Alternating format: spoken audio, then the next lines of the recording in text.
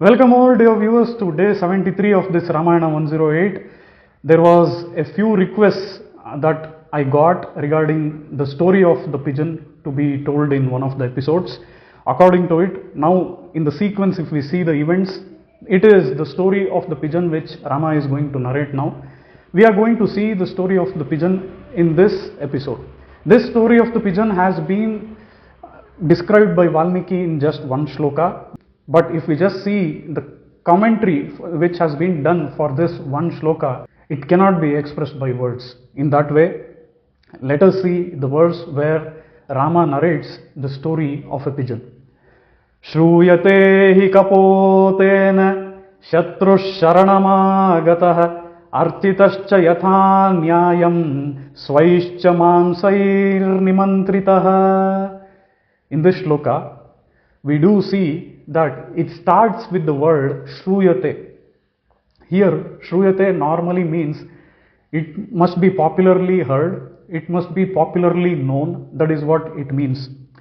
But more than that, if we see what our commentators have to say about this, they say that Shruyate here shows that the source of this story is from Shruti. Since the source is from Shruti, the word has been used as Shruyate. That is why here the source becomes very important. That's because in this data age, we see that we get information everywhere, and at any time we are not concerned whether it is authentic or not. We just get data at our fingertips, but most of the time we are not concerned whether it is authentic or not. But here Rama establishes the point that Shruyate, that is, it is from Vedas. It is not a story which has been forwarded in WhatsApp many times. It is not a story told by a person who is just going on road sometime. No, it is not like that. It has been told in the Vedas by Maharshis.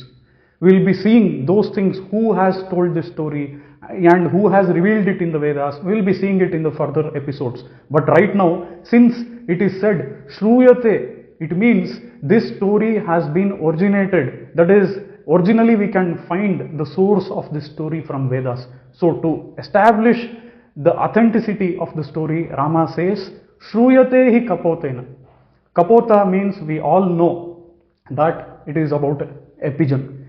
What happened? Let us see the story in brief as much as possible.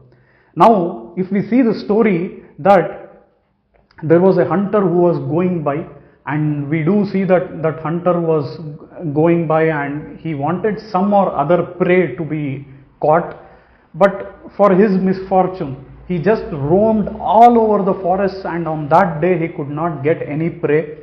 But finally, after some time, after roaming a lot, he could get a pigeon as his prey. While he was taking that pigeon in the cage, whatever he had, he was returning back to his home. That was the time when it was almost becoming dark and it was becoming very cold outside. And since he has roamed everywhere in the forest the whole day, he has become exhausted by this time. Now he cannot move anymore.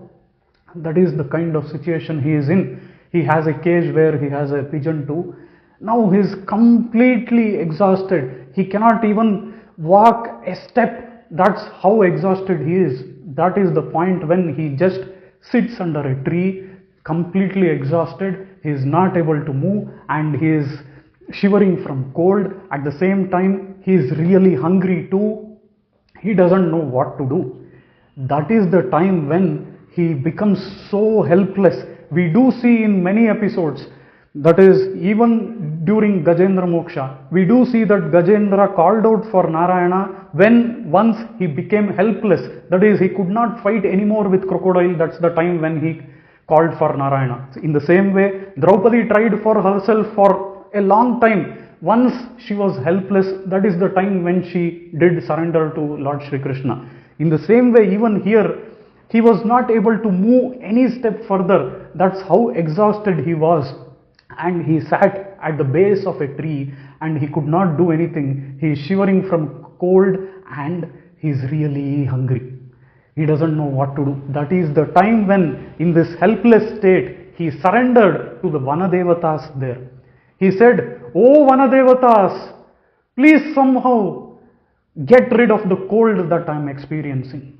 At the same time, I am even hungry. Please protect me. Please do give something to me to eat. What would Vanadevatas do? They would not do anything. But this is the time when this pigeon which is in the cage that acts with wisdom. That is because the place where he has come and sat down, that place is nothing but the house where the pigeons live. That is the house of the pigeon which is in the cage, and the husband pigeon is on the branch seeing this wife pigeon which is in the cage. This wife pigeon wanted to serve this hunter because he is an atithi. He is the guest who has come. We do see how desperate was this female pigeon to serve this hunter. In this way, since he is an atithi, we need to serve him. And he has done Sharanagati to Vanadevatas and he is feeling cold and hungry. We need to somehow get rid of his cold and hunger. That is what this pigeon thought which was in the cage. And what did this pigeon do? This pigeon just thought of something and it made an idea and it signaled to its husband pigeon, and husband pigeon went somewhere and got a number of sticks and lit the fire there, and that's how the cold was removed.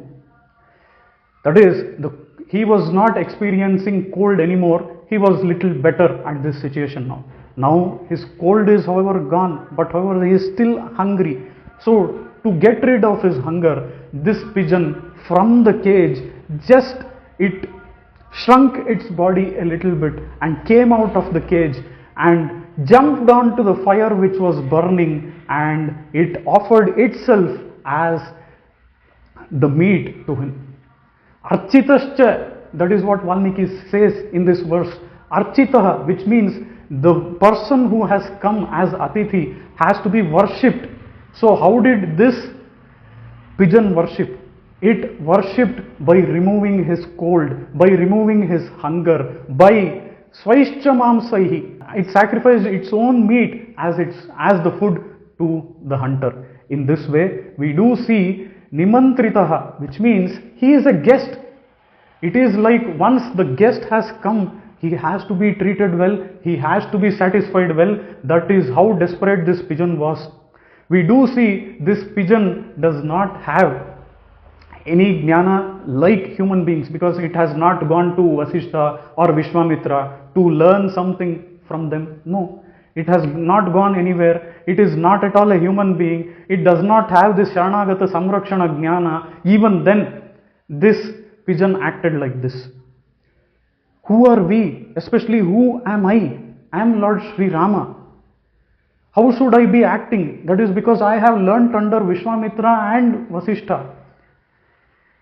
Moreover, there are much more comparisons that this hunter did Sharanagati to Vanadevata and not to the pigeon. In spite of not doing Sharanagati to the pigeon, the female pigeon acted as though the hunter did Sharanagati to him. This hunter is a common enemy to all the animals, and he is a specific enemy to this pigeon particularly, because he has that pigeon in the cage. He has caught that pigeon. In spite of that, this pigeon thought, even if that hunter has not done Sharanagati to me, I should protect him because he is the Atithi. In this way, we do see there are a lot of comparisons which can be made with Vibhishana and this hunter. If we see that Vibhishana has come from the enemy side, he is not the real enemy. But here, the hunter is the real enemy. He is common enemy and also the specific enemy for this pigeon. Apart from that, we do see that Vibhishana has folded his hands. He has done prarthana with his mouth. He has Vishwasam in his mind. So Kaya, Vacha, Manasa, he is showing complete Vishwasam to Rama. In this situation, should we protect Vibhishana or not? That is what is the meaning or message conveyed by Lord Sri Rama to all the Vanaras there. We do see even today that outside many people say that if there has to be some opinion or message that should be conveyed to other persons, especially for little children, this applies even for adults too. What is that? the effective way of communication of a message or an opinion to the other person is through storytelling, which Lord Sri Rama has shown through this verse. Let us see another interesting verse in the upcoming episode. Before that, please don't miss the link which has been posted in the description. The link shows the complete, if you visit this link, you can see the complete short film of this Pigeon and the Hunter visually, which will be much more impactful to you. That has been directed by my Acharyan, Dr. Sri A.P.N. Swami. Thank you.